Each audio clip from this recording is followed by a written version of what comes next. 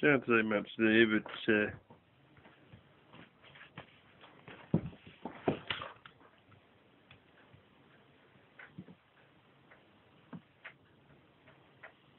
this is the cat in full playing mode. It's not a gentle little bite and pull and play around. It's flipping from your front to your back to your front, all as you're trying to tear the hell out of.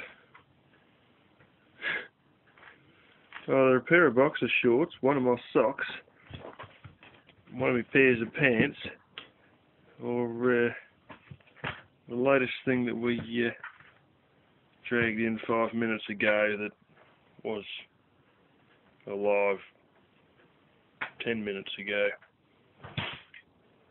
Fucking hell.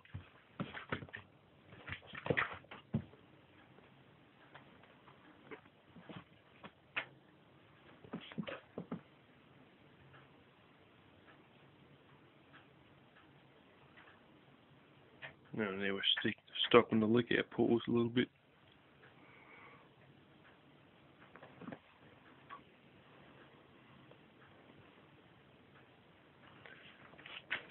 Bang, upside down against the blooming wardrobe.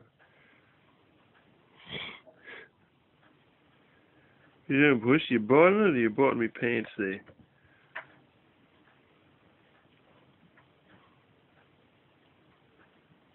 Anyway, hopefully I'll get some sleep.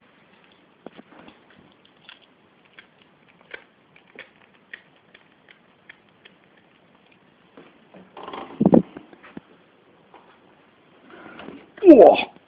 Shit! Didn't realise my bedroom door was that low. Anyway, that there. While I was away for the last the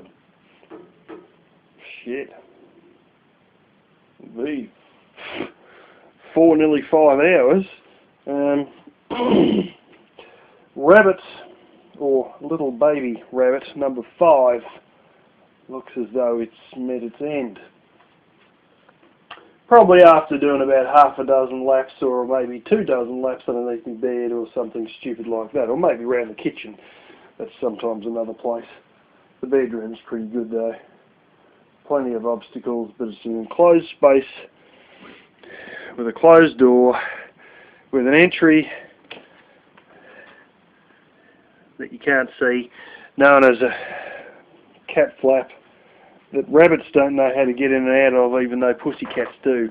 And pussycats know that rabbits don't know how to get out of cat flaps. So that's why, one of the big reasons why this is the preferred place to terrorise your future meal. Anyway, that, I assume, would just about be, well, there might be another one, I don't know. The whole bunch of the litter of baby rabbits, or whatever you call them. I assume it's called a litter. Yeah. I don't know if there'd be a number 6. I'd be surprised if there was a number 6, but then again, you never know. It has been a surprisingly... It's been a pretty crap winter, but it's just shockingly good spring. They said that there's what they call the Indian Ocean Diametric Index. What that means, I am buggered to know. There's some pressure waves or some barometric pressure over one part versus another part, blah blah blah, and that'll indicate what your spring is going to be like.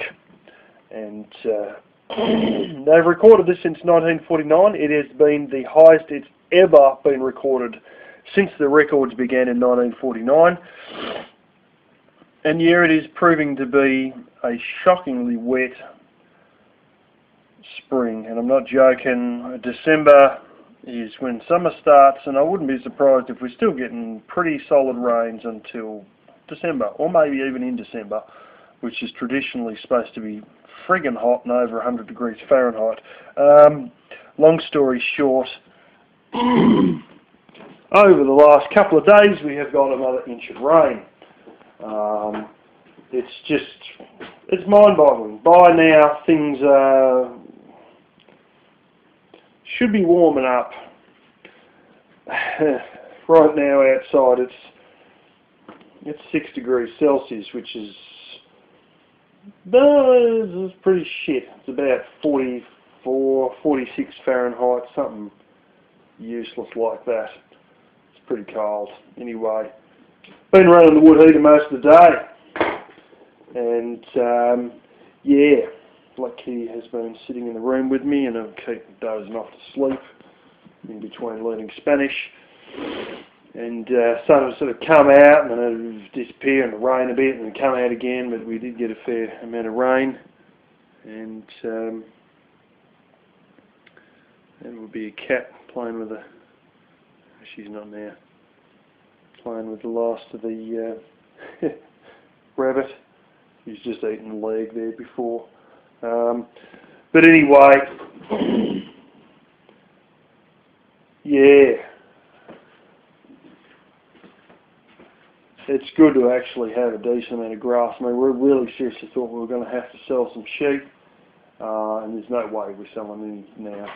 The sheep are still locked out of my place.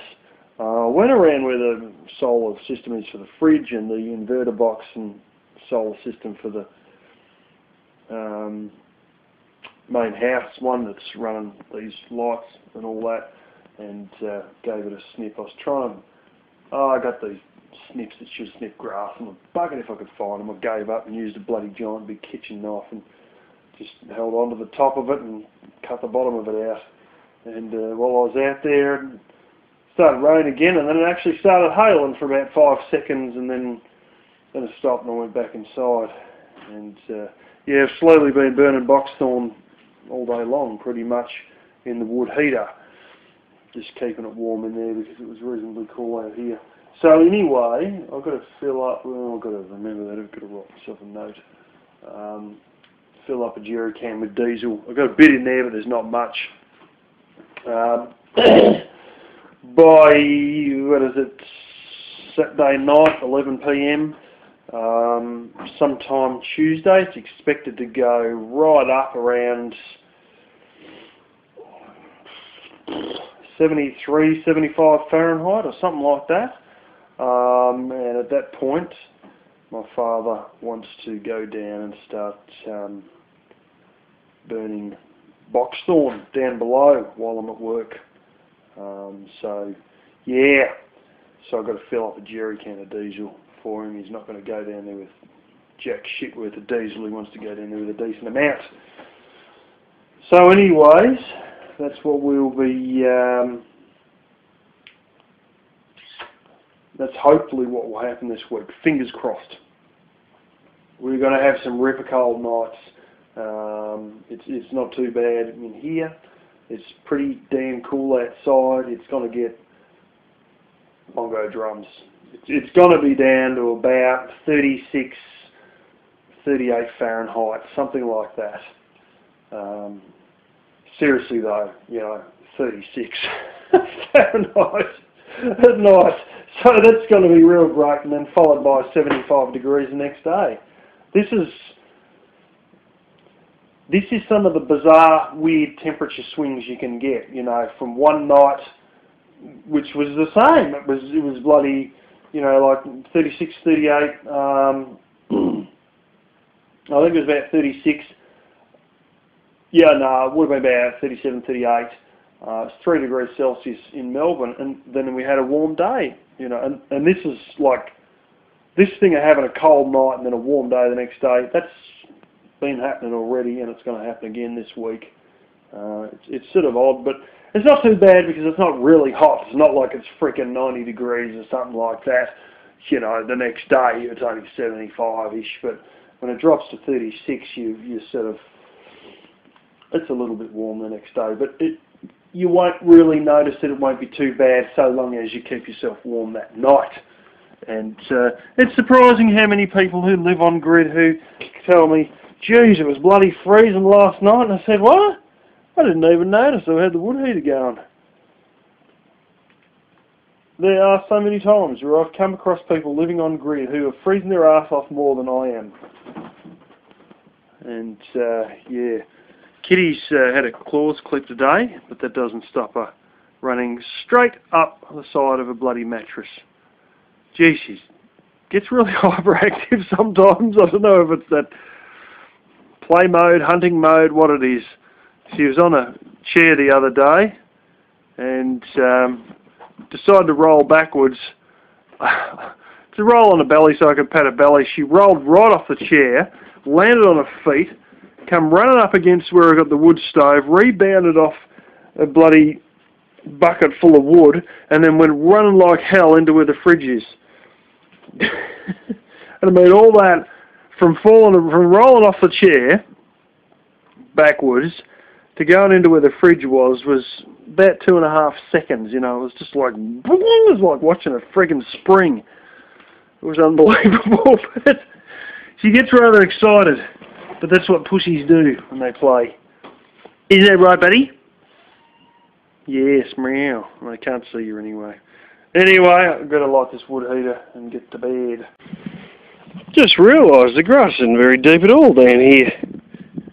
It's only like friggin' 9 inches or something. So it makes me wonder why it's so big around my house. It's probably all the blasted dog shit in the soil. Yeah, it's so many damn dogs. There's a couple of holes there from tractor wheels. We pulled out all the boxthorns that were in there.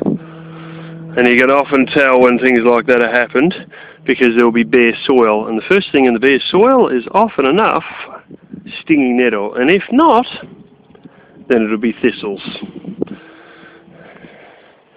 That's a dead giveaway to tell if somebody has pulled out boxthorn. It will never be straight grass straight away. It's looking weird. There's got to be a dead patch there. This is some of the little turds that... oh no, that's not weird. That's not weird at all. I remember he told me this. He'd done the one high up near the peppercorn tree. There's those Americana I gave. I gave Americana, whatever it is again. So the grass is all green, so you can burn. But when grass gets radiant heat, it dries out. I sort of wondered, I thought I didn't spray there with a weed sprayer. Took care of that, eh? Oh, got this little stick. That'll be dead. Fingers crossed, sometimes the roots survive. Amongst all this massive amount of heat, the roots in the ground still survive, but I had a decent stack here. And that one there, I killed that off with weed spray. Of course, you always got these little ones here. These are the ones the sheep still might want to eat in the summer. Or I might just want to kill them anyway. Yeah. It's not down there, trouble. That is one that's a pain in the arse. I sprayed it a couple of times. And you just can't seem to get in and actually get the blasted thing. Put my finger over the mic there so you can not get clobbered in wind noise. Yeah, that there is green. I've sprayed it multiple times. You can never get it to die. But he's tried to burn one side of it out, but it sort of hasn't worked. That's the one that hasn't worked. UT. There's another stack that, yeah, over there. That was the one I had a whole heap rolled in. It's funny, I've looked back at photos and that of this place. It was like, through here, it was like a bloody forest. You couldn't even see anything from basically here right through that peppercorn tree. All you could see is just the top 1.5 foot of that peppercorn tree, because from basically here through was a solid forest of boxthorn. And look at it now, we can see right over the other side of the hill. You couldn't even see the bloody peppercorn, just the top 1.5 foot of it. It was just so solid with boxthorn through here. And by the way, this is the stuff that was cut with a reciprocating saw, cordless reciprocating saw, a Makita, and rolled into heaps and burnt. There was no tractor that could get past rocks like this, down embankments like that, without killing yourself down in the bottom of the hill as it rolled down the bottom of the hill because of the inability to stop on such steep angles. So, all taken care of, no tractor. Pure manhandling with shovels, rakes, and just one stinking little reciprocating saw whose batteries are on the charge right now.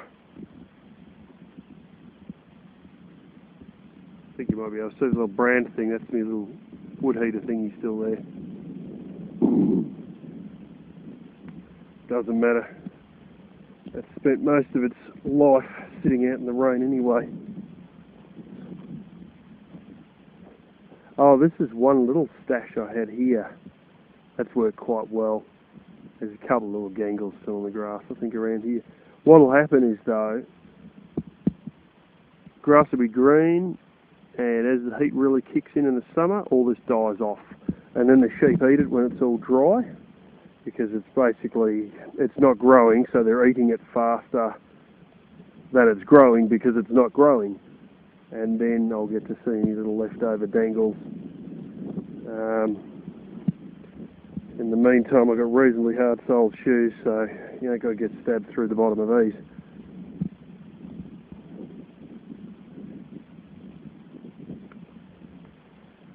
Here's the other one here.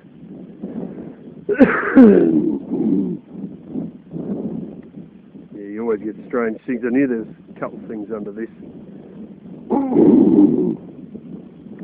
And there would be a bit of wire. Often enough there is wire amongst these boxthorns that have never moved, and there was about 3 of them that never moved out of this spot. And I threw more on, and there we go. And the big baby is right down there. That was a super-sized one. That one hasn't really, he just hasn't done it, or it's not going to happen. Oh, fantastic. He's got part of the thicket right there. And there's another one that I had heaped up. You see the peppercorn down there? Right down the bottom, there's a bunch beside that, which I thought we'd never get onto. And I drove past, and I saw it as I was driving past. He's torn the shit out of it, and there's only 2 sticks still sticking up. This is this giant, bizarre rock wall shitstorm, whose origins we don't really understand, but it may have been something to do with clearing this lower part out, or even the upper part, for growing onions. There was a time before boxthorns were all over this damn joint, and now is the time when they're no longer a complete forest, and we're just knocking out the last dregs. Fortunately, with things like this, if they stay dead, the roots rot very fast, and I literally can kick them, or I hit them with the back end of the log splitter, the splitting maul, almost like a sledgehammer on the back end, and just give them a thump, and they just fall out, because the roots will be rotten, and they'll just break straight off, and then you just take it up as firewood. And I have done that quite a few times already. Yeah, this is a big monster stack that I had, a colossal sized one, and yeah, we got rid of it. That doesn't look like it's happened. That's a green one I was saying about that he had to go at, but you can't burn green stuff properly. Oh, fantastic.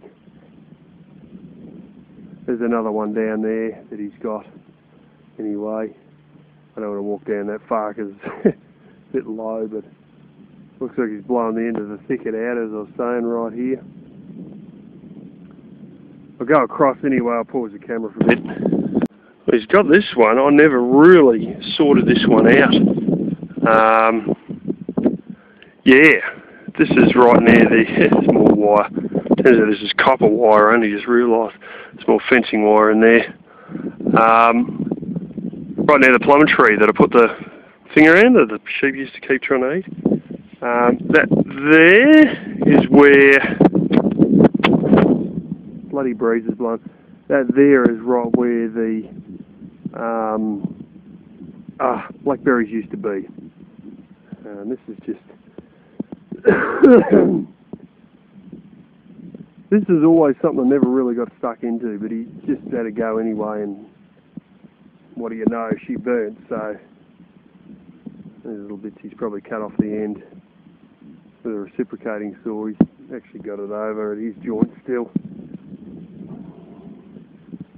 The Ryobi one. This has done this well by protecting the base of it.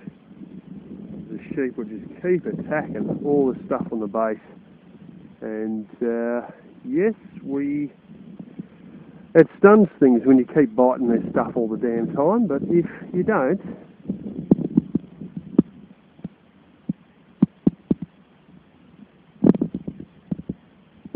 and the camera is going to contrast with the light probably,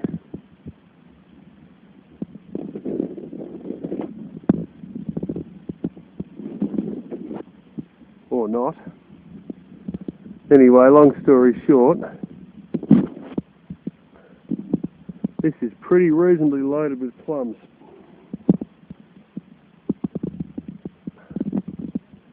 This is going to be great, so long as the bastards don't work out how to eat plums. Yeah, they're probably going to get a couple of ones on the bottom anyway. I mean, the fact is, they'd be eating the leaves off of here if they could. And the fact is, they may even still eat the leaves off here. Even if the grass is up to me damn waist, they'll still eat leaves off the tree anyway, because it tastes better. Or it tastes different. You got to think grass has got to get boring after eating it all your life.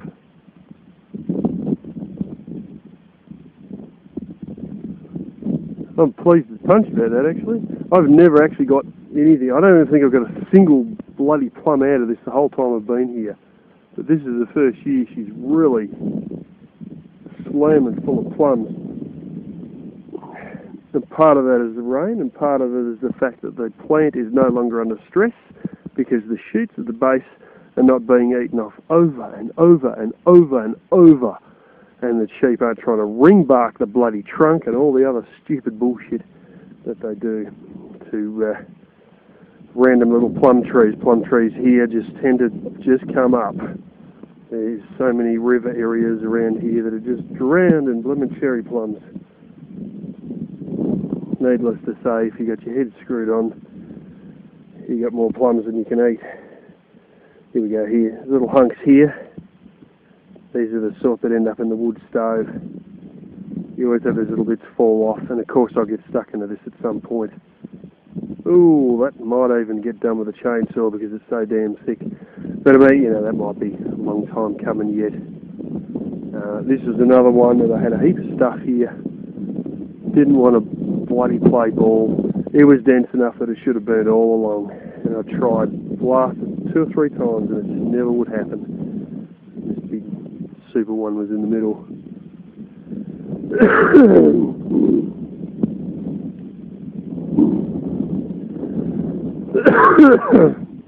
This one down here was very large too.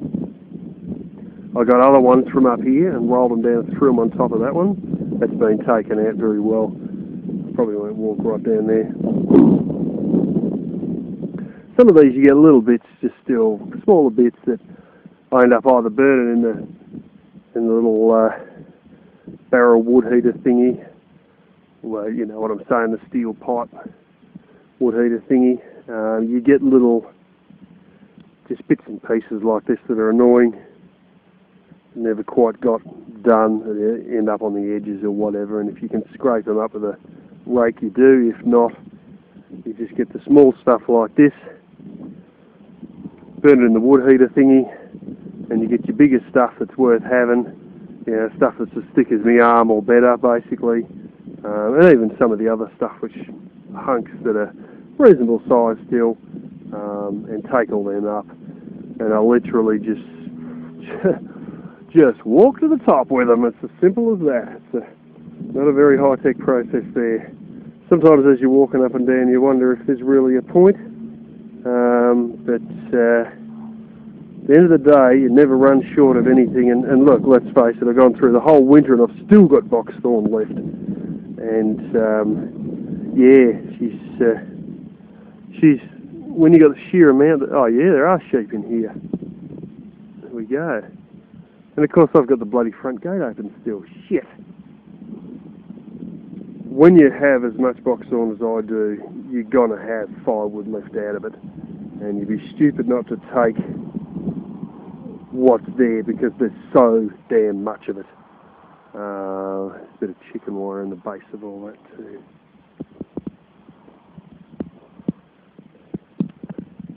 Yeah, one of these. So you probably can't even see it. Damn contrasting again. Yeah, I think you can see it now.